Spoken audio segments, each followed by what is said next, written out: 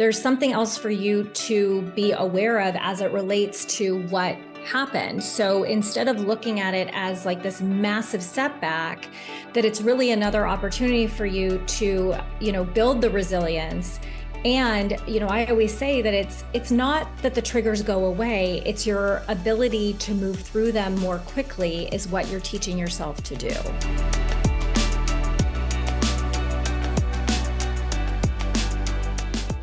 Hello, everybody, and welcome to another episode of the Power in the Pause podcast. I'm your host, Wendy Paige Sterling, and I'm so happy that you are here today. And as a reminder, don't forget to hit subscribe so that you do not miss a single episode that comes out every single week. And I would be so honored if you would leave a review or even rate this podcast so that more people can find it and tune in. So thank you all for being here today and for joining me in today's episode, because I am joined by my friend, Erika Rothenberger. Hello, Erika. How are you? Hi there, Wendy. So thrilled to be here. Just absolutely love everything you're putting out to the universe. Oh, thank you. The feeling is mutual. And you guys, Erika and I have been trying to connect since we were just talking about this. We were trying to connect since the summer. And we both have come to the realization that there isn't always a good time or a good time of year to connect. It just, the universe magically interferes. And I'm blessed to have her here with me today, because she and I are going to talk to one another today about one of my favorite R words, which is the word resilience. And we're going to talk specifically about Erika's audacity to be resilient after a trauma that she experienced in 2022. So before we dive into that conversation, I would love to share a little bit about Erika with you all today.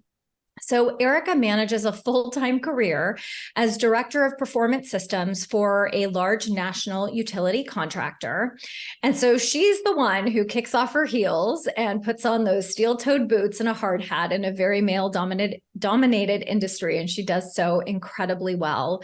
She has started 2 female empowerment networking groups in her community and is a leader in the greater Philadelphia area as a mentor. And this message from the bottom of my heart just resonates deeply, is she believes in lifting other women as she rises. Erika is a published author in You've Got This, Boss Mama. She's also a podcast host on Grit, Grace, and Glitz, one of my favorite podcasts that I love to listen to. And she's also an incredible keynote speaker, captivating audiences on stages all over the US, both in her corporate and wellness roles. So Erika, let's dive in. I've been so wanting to have this conversation with you today because we all have these pivotal moments, these life-altering traumatic experiences that we go through that really create opportunities for us to pause and to reflect and to really gather the strength to be resilient. And I would love for you to share specifically what it was that your journey was and how it set you on that path for yourself. Well, Wendy, like I said earlier, I just love this platform. I love that you give people a foundation to talk about these things, right? All the things that are kind of gritty and kind of hard to talk about sometimes, yet we've all been there, or we've all seen things. And, I always remind people that the stat out there is that 70% of us will experience trauma, right? Yet I believe that number is far, far higher. Right. And everyone's trauma looks a little differently, right? And no trauma is worse or better than each other's. They're just different. And we need to respect that. We need to honor that. We need to think about people and remind each other that, hey, listen, we have no idea what's going on behind closed doors. We have no idea how that person's dealing with whatever he or she is dealing with. And we have to remind each other to give ourselves the grace with both of ourselves and other people. And you ask a little bit about like my experience and where I was. And, I will tell you that I've actually, looking back at the actual experience I'll tell you about that happened in June of 2022, I've had a lot of trauma prior to that.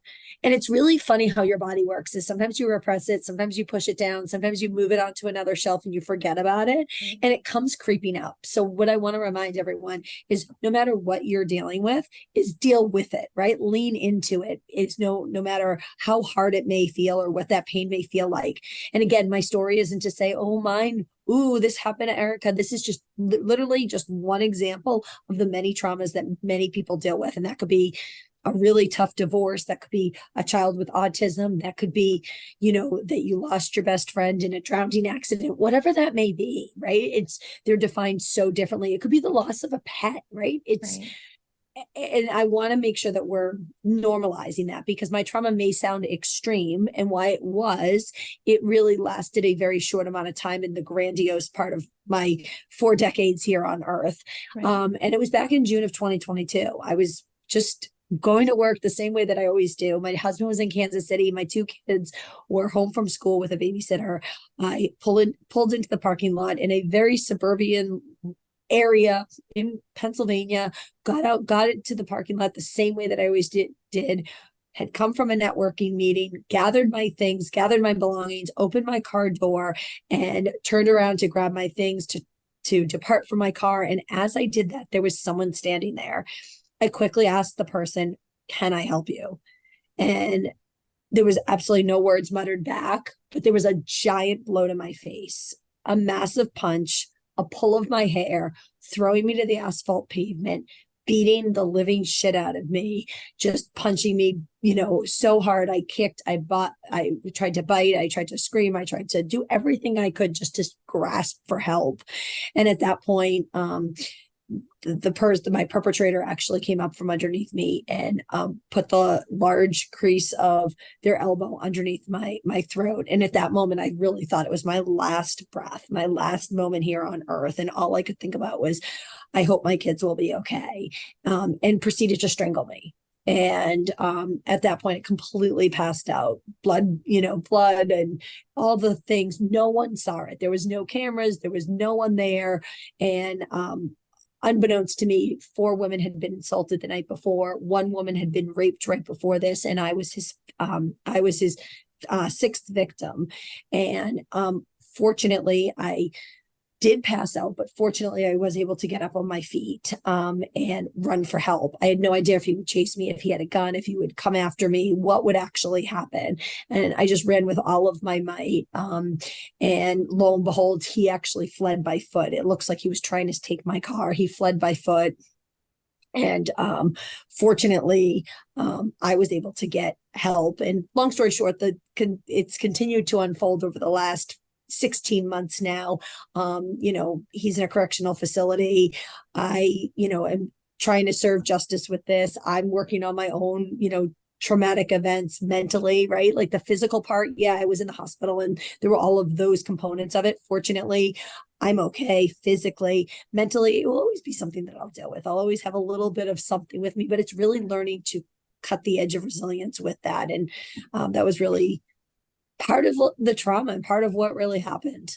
Yeah. And my goodness, thank goodness you are alive and that you had really, you just had the instinct to just do what you needed to do to keep yourself alive. And, I think that you also put a whole new definition on really what resiliency looks like and how you embody that in some of these tough moments that we're presented with. So I would love for you to, I love how you frame it as like you have the audacity to be resilient. And I'd love for you to talk about like, what does having audacity in resilience, like, what does that look like? Like, explain to us what that means to you.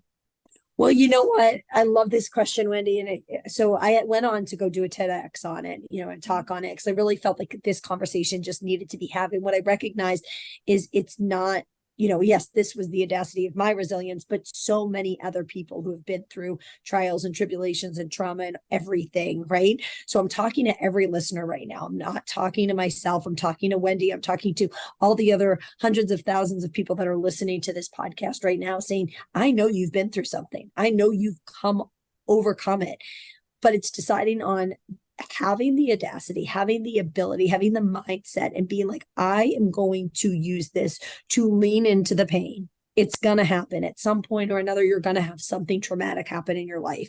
So I made a choice on day 3 after this incident that I was going to not become just merely a survivor. I was not going to be a victim and I was going to thrive. I was going to use this as an opportunity for me to thrive, and that this was given to me and not done to me. And I really made the choice to make that mindset shift. Simultaneously, I was always working through mindset. I was always working through how I could be better with mindset, how I could be better with just showing up in the world, what I was doing each and every day, my gratitude statements, what I was reading, how I was fueling my body. Wellness has always been a big part of who I am, right? And all of that mental and physical fortitude that I was working on really enabled me to have the foundation to be able to overcome this. So really working on your mindset and what that is. And it sounds so simple, like, oh yeah, I work on my mindset, but really make it a habit, make it a non-negotiable in your life. And then lastly was really being the light. When I recognized, okay, this happened to me, right? Victim, oh, poor me, right? To, okay, I can get through this, survivor, right? Okay, I survived the whatever event happened in my life, to going to say, hey, listen, I want to now not only, I want to be number 3 and I want to be that light and I want to be that thriver. I want to use this as a pedestal to help other people. And I think when you can come full circle that way and have that audacity to say, I'm going to represent resilience because of these things, especially number 3, that's when you can really overcome it. And that's when you can really, when you see the impact of something negative that happened to you, and now you're turning it into something positive and helping other people. Maybe it's bringing out their stories. Maybe it's showing them situational awareness. Maybe it's just, hey, listen, wow, I see her on social media and everything looks hunky-dory and everything's great, right? Recognizing, hey, listen, there's always something behind the curtain. And when I share that story, I think there's just a whole new level of connection with people. Right. Well, and I do think like every story is relatable, right? It's not the details of the story per se. It's about the emotions. It's the experience. It's the deeper, we can always see ourselves or a part of ourselves in somebody else's story. And it's why I think it's so important for us to share, because yes, things happen for us, even in the most unexpected and sometimes the ugliest of ways. There is a purpose, there is a reason. And obviously you didn't just get, I know you said by day 3. So there were 3 days prior to that where clearly there had to have been a moment for you where you just, the mindset is really about self-reflection, I believe. And there had to have been a moment for you where you really just kind of went inward and had this moment of like, got to get honest with myself. But like, to me, part of that is what I see the power in the pause being all about, is really, during these pauses, or during that one pause where you made this shift from victim to, I call it owner, right? Where you are here to really own and pay it forward with how you can support others. But how did you use that moment of pause to really step into and like take back your power and to stand fully in your resilience? And that pause, although I say it's 3 days, right, felt so long, right? Like in the grand scheme of things, because I'm one that wants to get it off the shelf, get it done, right? We're quick and swipe right, swipe left, like go on to the next thing. And what you have to recognize is when you deal with something like this, you really have to take that pause, like the crying and the ugly moments and the being petrified to even like walk downstairs into my kitchen for those 3 days, right? Like you have to live in those moments, right? We are human, right? We're not machines, we're not robots. And I think the power of that pause was so critical. But I also want to remind everyone who's listening is that pause wasn't just 3 days and I was like, okay, I'm done. I'm good. And I'm on and everything's perfect. Rah, rah, shish kebab. Like there's a lot of pauses that have happened since then. Right. And then I have to self-check myself and recognize like, it's okay not to always wear the resilient hat, right? It's okay to sometimes put the victim hat back on. It's okay, right? I made a choice that I was going to try to be conscious about being the owner and the thriver of it. However, just like anyone else, I fall back sometimes and woe is me, poor me, like, but I always try to put the mindset on that when I am in that power of pause, I do take that time. how am I taking extreme ownership? How am Mhm. I taking extreme ownership for this opportunity? And am I allowing myself to go back there? And if I am, staying there for a little bit and understanding where is that coming from and working through that emotion, not just trying to pass it on or be like, I'm supposed to be powerful. I'm supposed to take extreme ownership. I'm supposed to be the owner. And recognizing where that shift is coming from. And that's, again, going to that second pedestal that I talked about, really working on that mindset. Look, and I feel that way when I'm doing my gratitude statements, my I am statements, when I feel crappy and yucky and in that victim mindset, write it down. What's bubbling up? Is Right. it something else? Is it going back to that moment? Is it something that you have to go talk to your therapist about? Like, what is that? And staying there to figure that out, because that ultimately is when you're really starting to make some astronomical like growth Right. in yourself. Right. Yeah. And I'm curious to know, like, in those moments, right, where, we can choose to see the growth through trauma on the other side. And, with that, though, as you said, there does come certain insights or wisdom that comes to you, whether that's through somebody that you're, speaking with, or content you're engaging with, or maybe it's, coming from a higher power. So what would you say, like, some of that wisdom and insights were that really helped you during that moment of pause to move what sounds like, I mean, while I'm sure there may have been some resistance because we're humans and that does exist, but how did that really help you kind of get to that place of really wanting to heal yourself through that trauma? I think it goes back to your why, right? Like, I knew my kids were inside watching mom, like how I was going to react to that situation. And that was probably my biggest driver, right? Like, really thinking about like, hey, how do I want them to show up? And maybe their biggest trauma is going to be losing their championship ball game, right? But do I want them to sulk for 3 days? Right. Like, and again, I know, not directly relatable, but to a 10-year-old versus a 40-something-year-old woman, like, you know what I mean? It's relatable in the sense of what do I want to demonstrate? How do I want to show up? And, but also allowing them to see the emotion too, as part of it. Like, hey, this is part of the process of overcoming it. And I think that was really the crux of like knowing, hey, listen, how do I want them, how do I want to reflect upon them as a leader, as a mom, as a, you know what I mean? Like, what did I want them, what type of reflection did I want them to see? And I think every time I felt myself kind of slipping back or doing something, I kept trying to keep that into perspective of how I could be the best role model. Yeah. And I think that, when I hear you say connecting back to your why, like what I hear that as is like, it's connecting to the larger vision that you have, right? The example that we want to be, the legacy that we want to leave in this world, right? Like, I always have these moments where I'm like, do I want my kids to remember me as being the mom that was depressed and pointing the finger at their dad during our divorce?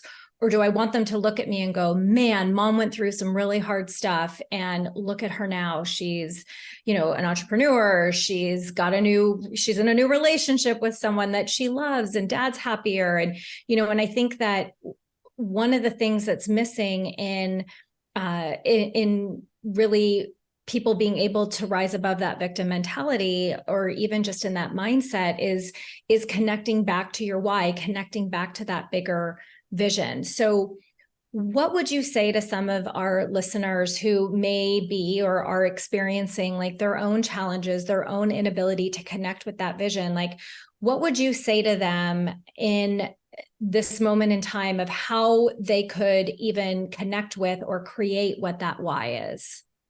And what it has to look like, right? Like, it's got to be a big why, right? It's got to be a vision that is bigger than the moment, right? Right. And I think so many of us, it's kind of like a layer of it, like an onion or a really thick cake, right? You got to keep stripping it back. Cause I think most of us, like, if you ask someone like, well, why do you want to work? Well, to make money. Okay. But is that really the why? Right. Okay. Well, why do you want to work? Well, to make money. To make money for what? So my family can go on vacation. Okay. Well, why do you want to go on vacation? Well, I want to show my kids the world. Why do you want to show them the world? Well, because I didn't get to do that. Why didn't you get to do that? Because my parents were always working. They both had 3 jobs and we barely ever saw them. And it really made for a lonely childhood. Right? Like now you're getting to the crux of it, right? Like, and that's a simple example, but like really digging back on yourself, like keep going until it almost makes you cry. Right? Like till you remember that moment when you were in, 2nd grade or 5th grade or whatever it was. And you remember like not having that connection with your family, right? That it makes you feel lonely and feeling that like in bed that both your parents were working and you were never able to go on that vacation and that you want to give that to your kids. So going back to where that came from and really being able to reflect upon it. And when you feel like you don't want to work or you don't want to have that extra hour, you don't want to put the time in or you don't want to put the effort in, go back to, hey, that deep layer of the onion, like real deep inside of like, why am I doing this? Right. And that's going to give you the spirit and the motivation. And when you know what that is, and you have that burning desire to make a significant change, and whether it's your legacy or yourself or something, something even outside of your own world, it's really what's going to get you through those tough moments, those wall kicking moments, those moments when you're like, this isn't worth it. Right. It's not worth doing. Right. And so I think that's like really, really important that you're constantly digging back. And it's not an easy process, Wendy. It's not like, hey, listen, sit down tomorrow, have a cup of tea, you'll figure it out in 5 minutes. It takes work and it takes reflection. It takes people, go to your board of directors. Who are those people that you really can trust, right? Those people that really are going to work with you and be like, hey, listen, I'm really trying to figure out my why, right? Like, can you help me, right? Try to do it yourself. But if you can't, have someone that's going to help you really dig back those layers that you feel that you can be 100%, authentic with, right? And really share that deepness. Because then when you share it with someone else, you're inevitably, so when you go back to it or when you reflect to that person, they're going to remind you. Right. Do you remember how you felt when you were in 5th grade and you didn't get to like have your parents around and you always just wanted your family to be able to take that one trip? Right. That's why you're working. So you can do that with your own kids. And reminding yourself of that. Yeah. And I mean, 2 words are coming to mind as you're talking, right? Is, our vulnerability and courage, right? So being willing to be vulnerable to, whoever it is, as you said, if it's, your therapist, a mentor, coach, your board of directors who are your BFFs, like whoever it is, being willing to be vulnerable to them, with them, around what that vision, what that why is, and having the courage to take the action after the fact, right? Like, and to really, I can't imagine that, you woke up, even 3 days later and you're like, I'm going to go do a TED Talk. I'm going to go do this. I'm going to do that. Like you just kept allowing yourself to be vulnerable. You had the courage to take one day at a time. And eventually your path was revealed to you. So how did, vulnerability and courage play a role for you in building that resiliency and creating that path? Yeah, I think that's all part of the process. And I honestly think one day when I look back 5 years from now, right, I'm going to be like, oh my goodness, I can't even believe where I was, like where I am right now, like month 15, like how much I've grown or how much it's helped me. And I think it's reminding each other, like, this is not a straight road, right? We're not like, in the going down this flat road with there's no bumps and no curves and no ups and downs and no trials or tribulations. Like this is meant to be a journey. And I think going back and being able to recognize that, hey, listen, this isn't going to be like a straight shot arrow, right? And this is going to take time and it's going to take patience and it's going to take work. And sometimes I think we, especially as humans, don't want to do that work because that's tough work to do. Yeah. So I think taking that cutting edge, using, resiliency, and resiliency doesn't mean, I think when we hear resiliency, we think of it like on a pedestal, like, oh, it's all the great stuff. It's doing the hard stuff. That's part of the resilient factor. And I think we sometimes forget that. It's like when you still get frustrated, or when I still have every once in a while, like a PTSD moment, like when I'm like shaking and like, just this last week I had one and I'm like, oh, why am I going back to this place? I'm like, it's okay. Like recognizing, hey, this is part of me building that resiliency up. And you know what I mean? Those events will be further and like apart from each other. or maybe they won't even be further apart about each other. I'll just learn how to deal with them better. Right. And the way that I kind of like to frame that, and tell me if this resonates for you, is that it's, so many times, like if you have a trigger, right, you get triggered and all of a sudden our mind defaults into, oh my God, I've done all this work and now look where I'm at. I've just took 50 million steps backwards, instead of it just being like, wait a second, there's something else for you to be aware of as it relates to what happened. So instead of looking at it as like this massive setback, that it's really another opportunity for you to, build the resilience. And, I always say that it's not that the triggers go away, it's your ability to move through them more quickly is what you're teaching yourself to do. Yes. Yes. Right? The reaction, right? Yes. Yes. The situation may be the same. Yes. And I always compare it. I mean, as simple as it sounds, and we've probably all been there before, right? We've all had a breakup at some point in our life. And do you remember the first one? I mean, like literally would take months to get over, and tissues and notes and crying and listening to probably Tiffany or Belinda Carlisle or whatever it was, or Air Supply, if you were part of like as old as me. And literally, and me, you're not alone. and literally like being like, oh my goodness, sorry, no, I've got Air Supply in my I head. Sorry. waste 6 months being upset Right. about this person, right? Like, and again, that's such a simplistic example, but like we learn to like build that skill, right? And realize, okay, the first cut, it was the deepest, but the second one heals a little bit faster, right? Yes, 100%. I want you to sing Belinda Carlisle now, like circles in the sand. That's you. That's all you. I'm a horrible singer. It's well, we want your listeners to stay on till the end. Well, so do I. And singing is not going to keep people here. The only people I sing to are my children, like, and that is kind of it. Or if I'm karaokeing, there's some other factors that go into play there, but nonetheless, like, I think that all in all, what I'm kind of coming full circle on with our conversation today is that really, the path for all of us to get to that place is going to be different. It is going to look different, and it is okay, whatever that path is going to look like. But at the end of the day, what I think is most important, and what I really hope our listeners are hearing you say today, is that you really do have the power to move through your trauma in the lens of taking responsibility, seeing it as something that is happening for you, and, almost like paying it forward and teaching others, being that example to the world, and really showing that courage and showing that strength, instead of allowing yourself to become a victim of it, and ultimately tying that back to your why. And so I'd love for you to leave our audience today with just like a final thought, maybe that's something you haven't communicated yet, or that's come up for you, that you can leave some extra wisdom for everyone today. At the end of the day, how do you want to be remembered, right? We all have the same 24 hours in every day, right? And how much time do you want to spend being in that victim mindset? How many hours of your life? Or do you want to be remembered for being stuck in a really bad place for a year, 5 years, 10 years? It's your choice. At the end of the day, life here is so limited, right? And something can happen in a split second. That day, June 16th, 2022, I never thought that was going to happen. It was never going to happen to me, but it can. And it's really making the decision of saying, how long do I want to get stuck in this period?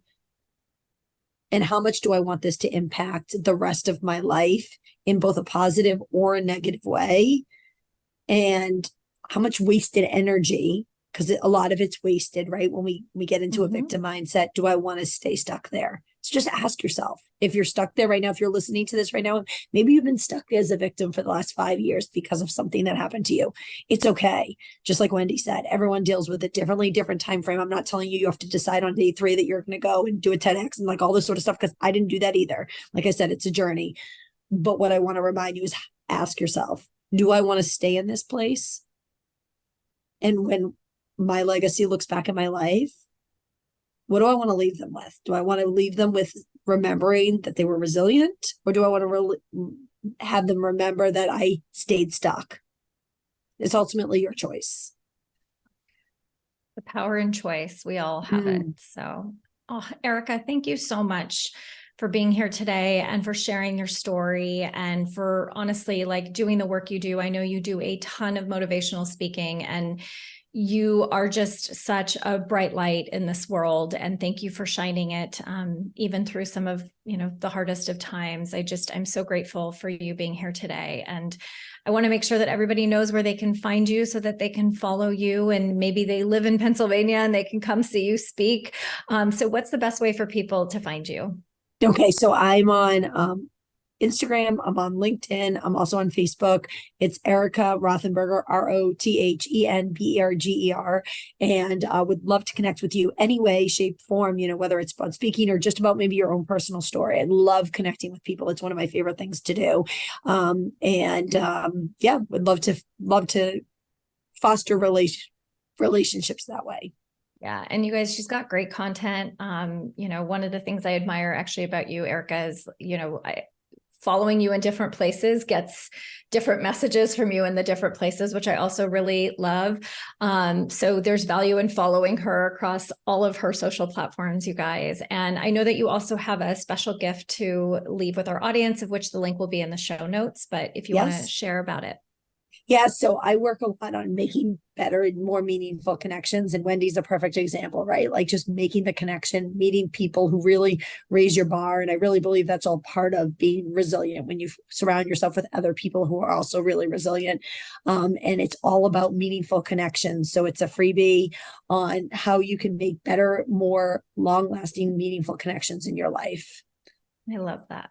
Thank you, Erika. Thank you for being here today. I adore you, and everybody tuning in. I hope that you enjoyed our conversation today as much as Erika and I both did. And as you know, what my goal is with every single episode is to demonstrate how it is that even in the toughest of moments, there is power in the pause. So thank you guys for tuning in. I am sending you all so much love, light, and joy as always. Mwah. Bye, everybody.